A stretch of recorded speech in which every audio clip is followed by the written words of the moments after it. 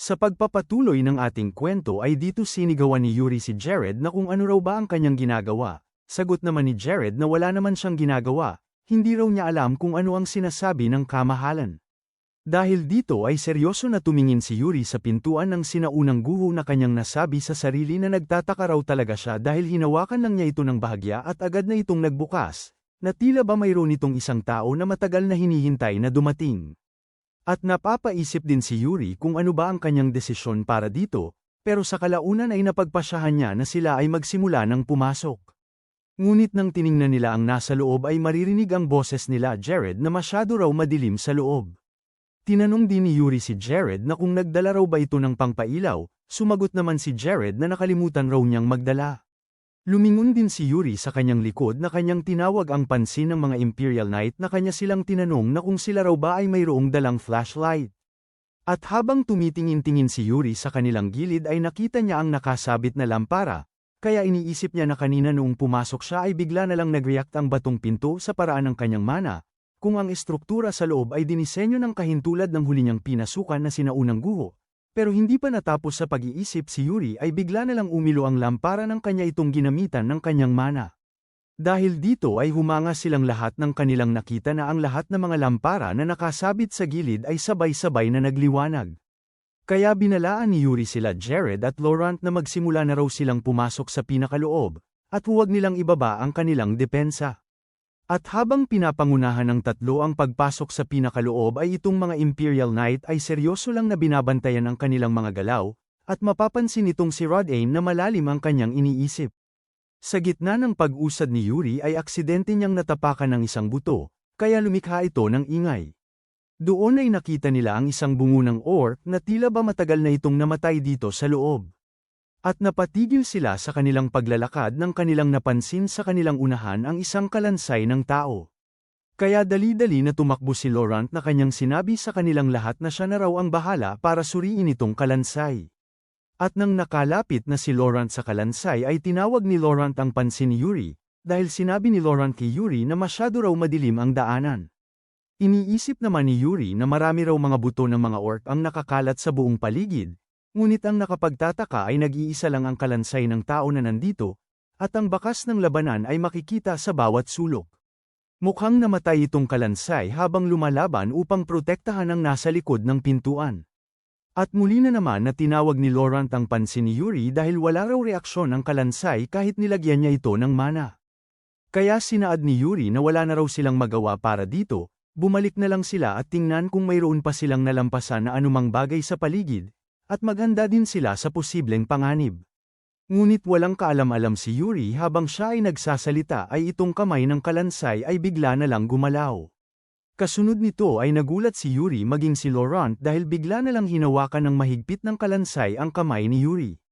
Sa nangyari ay masyadong nag-alala si Jared at Laurent sa kanilang kamahalan dahil biglang nagliwanag ang buong lugar, maging itong mga Imperial Knight ay mabilis silang tumakbo para tumulong.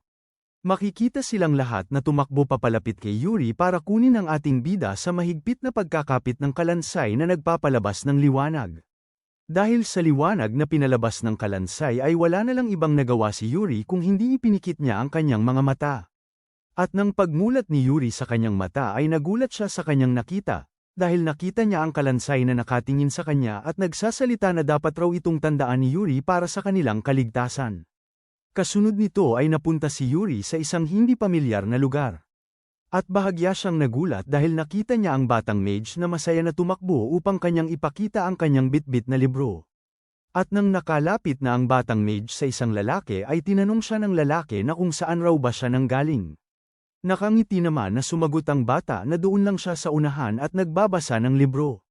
Dahil dito ay nabigla si Yuri dahil kanyang napagtanto na ang bata raw na kanyang nakikita ngayon ay ang kalansay na humawak sa kanya, kaya ang ibig sabihin lang nito na napunta siya ngayon sa memorya ng kalansay. At dapat sana na gumamit siya ng napakalakas na mahika upang iwanan ang ganito niyang alaala, ano raw kaya ang pakay ng may-ari bakit ipinakita niya sa kanya ang ganito niya na alaala. Doon ay tinanong ng lalaki ang batang mage na kung ano raw ba ang gusto niyang ipakita. At nang binuksan na ng batang mage ang libro ay doon nalaman ng lalaki na nag-aaral raw pala siya patungkol sa isang mahika, at tinanong din siya ng lalaki na kung maayos raw ba ang kanyang pag-aaral sa ganitong mahika. Nang hindi makasagot ang batang mage sa tanong ng lalaki ay agad siyang pinagalitan, huwag raw niyang iwasan ang kanyang katanungan. Kaya nagsimula ng magpaliwanag ang batang mage na puro na lang raw pagbabasa ang kanyang ginagawa kaya hindi na raw masaya. Sabi naman sa kanya ng lalaki na kung sa tingin raw ba niya na magiging magaling siya na mage kung ganito ang kanyang iniisip. Si Yuri na nakikinig sa usapan ng guro at mag-aaral ay kanyang naalala si Bernard noong panahon na kapag siya ay nagkakamali ay agad siyang pinagalitan. Dito ay tinawag ng lalaki ang pansin ng batang mage, tingnan raw niya itong item na kanyang ipapakita. Doon ay ipinakita ng lalaki sa batang mage ang pulang kristal at kanyang ipinaliwanag na ito raw ay isang palatandaan ng pagiging orc hunter, magiging ganap lang raw siyang orc hunter kung mayroon siya nito. Si Yuri na nakikinig sa kanilang pinag-usapan ay kanyang naunawaan kung saan galing ang ganitong item. Nagsaad naman itong batang mage sa kanyang master na hindi raw talaga niya naiintindihan kung bakit pa sila pumapatay ng mga orc. Maaari raw ba na kanila nalang kakausapin ang mga orc? Sa mga sinabi ng batang mage ay napabuntong hininga ang kanyang master na mukhang sasabihin na raw niya kung ano talaga ang katotohanan patungkol sa mga orc. Kaya pinayuhan niya ang batang mage na dapat makinig ito sa kanya. Paliwanag pa ng lalaki na ang mga orc ay ang mga taong napinsala o nabago ng dahil sa itim na mahika. Nang nalaman ni Yuri kung saan talaga nanggaling ang mga orc ay naging seryoso siya na hindi makapaniwala. At kwento pa ng lalaki sa batang mage na matagal na panahon na raw ang nakalipas ay mayroong isang maharlika ang nahumaling sa pagpatay, pinatay niya ang mga tao sa kanyang nasasakupan gamit ang iba't ibang dahilan. Ngunit noong ipinagbawal ang pagpatay sa ilalim ng utos ng hari ay mayroong isang itim na salamangkero ang lumapit sa isang maharlika na mayroong pusong nawasak. Simula noon ay doon na nakilala ang pagkakilanlan ng mga orc, sila ay ang mga tao na napinsala ng dahil sa itim na mahika. Kaya napapatanong na lang itong si Yuri na totoo raw ba itong kanyang mga nalaman na ang mga orc ay mga dating tao, ang ibig sabihin raw ba nito na ang mga orc na kanyang pinatay ay mga inapo ng dating tao. Nagtanong naman itong batang mage sa kanyang master na kung ano naman raw ang kaparusahan ang ibinigay sa mga itim na salamangkero.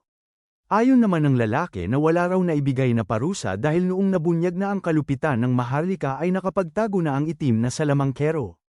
At nakaramdam ng lungkot ang batang mage nang sinabi sa kanya ng kanyang master na hindi din daw nakahanap ng paraan para maibalik ang mga orc sa pagiging tao, kaya sa huli ay sumuko ang kaharian sa kanila.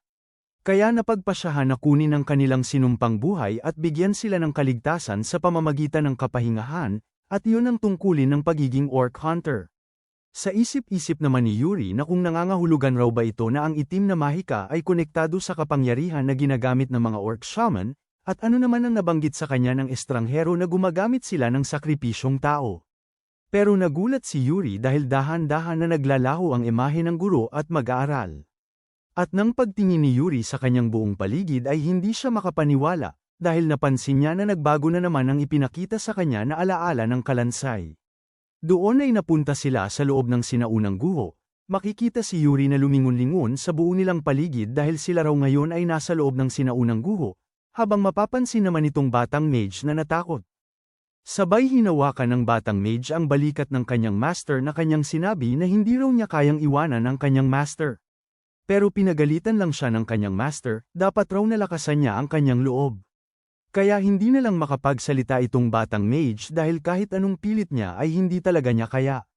Dahil dito ay pinagalitan ng batang mage ng kanyang master na paano raw ba niya haharapin silang lahat kung mamamatay na siya.